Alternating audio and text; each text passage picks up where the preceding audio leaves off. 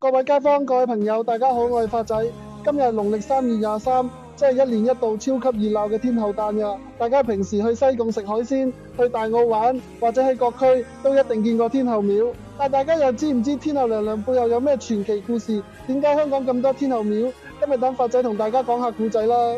天后娘娘嘅傳奇歷史，原名林默娘，相傳天后娘娘係北宋時期福建莆田人。傳說佢出世滿月都冇喊過一聲，所以屋企人幫佢改名做默娘。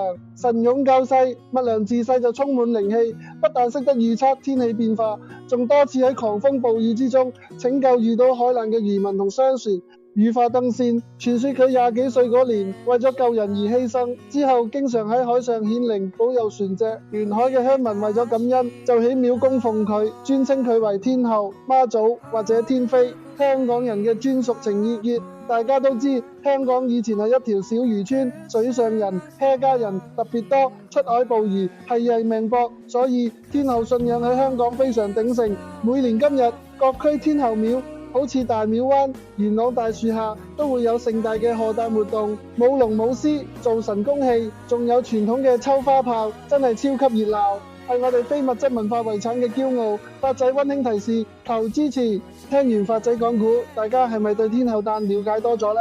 如果你覺得發仔今日講得好，學到嘢，麻煩大家動動手指幫幫手，撳個訂閱 subscribe， 鎖定發仔嘅頻道專頁。